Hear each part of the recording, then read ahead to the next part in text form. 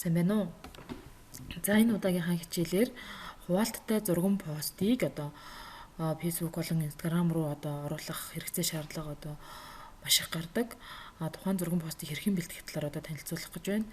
Тэгэхээр хуваалттай постны гол давуу тал нь юу вэ гэхээр нэг удаагийнхаа постоор бүх мэдээллүүдээ харуулах боломжтой мөн тухайн одоо хэсэгчилсэн мэдээлэл болон нэг бүтээгдэхүүний одоо мэдээллийг салгаж бас харах боломжийг хэрэглэгчдэд олгохдоор даваа талтай байдаг.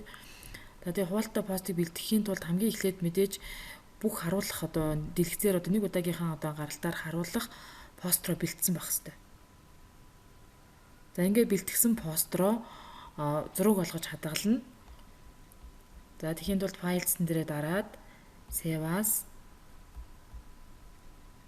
За jump гэд. За энэ дээр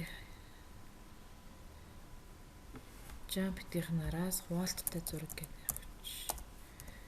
Split photo гэж нэрлэж. За picture дотор хадгалсан save.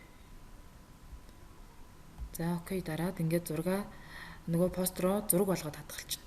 Тэгснийхаа дараагаар зураг болгож хадгалсан одоо зургаа оруулж ирээд file open jump split photo гэсэн зургаа сонгоод open дарлаа.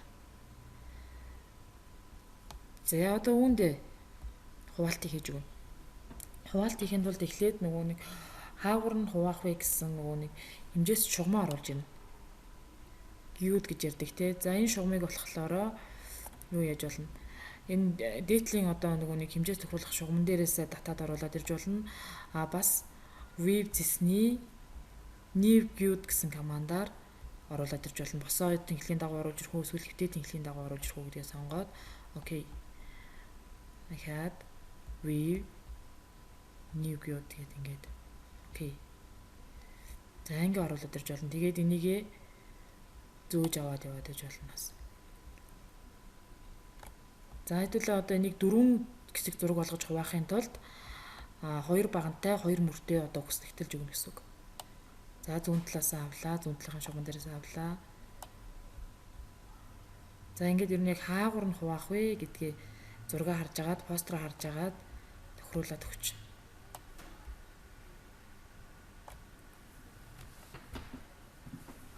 За ингээд гюд шугамаа татаж өгснийхаа дараагаар тухайн хэсгийг одоо тасалж авах команд буюу одоо slice tool гэх шүнцэгт хэлбэртэй тасалж авах команд байдаг. Slice tool гээд хэрэглүүр байгаа.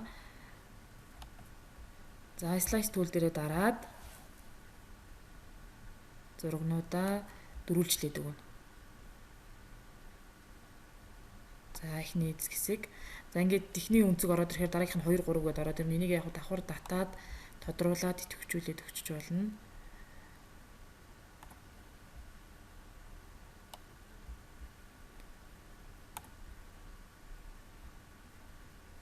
За ингээд slice tool гэсэн хэрэглүүр маань бол ерөөсөө зургийг тэгш өнцөгт хэлбэрт хуваагаад нөгөө нэг том зургийг вебэд зориулаад жижиг зураг болгож оруулахад зориулагдсан зураг гэсэн үг.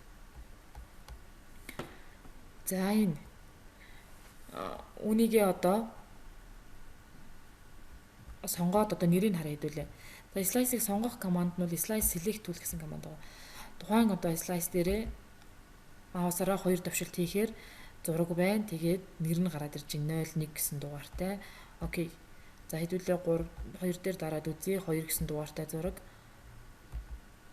Ингээд тухайн хэсэг дээрээ дарахлаар jump split photo 4 гэдэг ингээд гараад ирж байна гэсэн үг. Окей.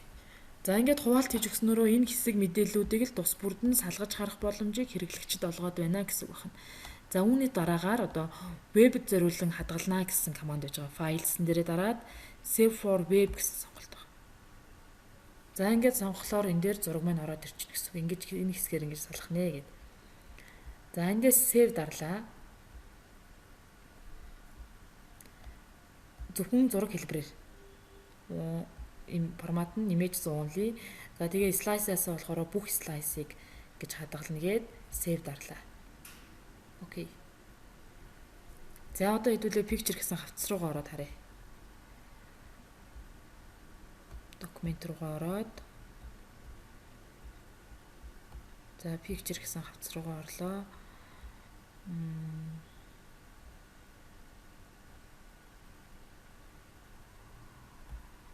Jump гэсэн файл дотор image. За images гэсэн хавцан дотор jump split бутоныг jump split бутон 2, jump split бутон 3, jump split бутон 4 гэдэг ингээд дөрвөн бутон маань нөгөө нэг постэр маань дөрвөн хэсэг салаад ороод ирчихнэ гэсэн үг. За үүнийг одоо хэдүүлээ Facebook ч юм уу, Instagram ч юм уу одоо 6 постлж өгнө гэсэн үг байна. За жишээлхэд энэ групп руу оруулаад үзье.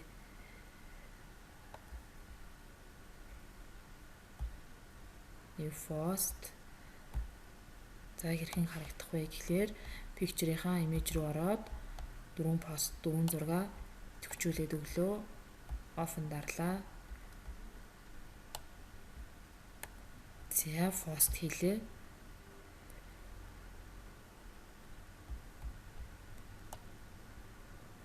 За ингээр нөгөөх маань яг бүтнээрээ зураг маань постэр маань харагдаж байгаа боловч бас хэсэг хэсгээр нэгээр нь салгаад харах боломжтой.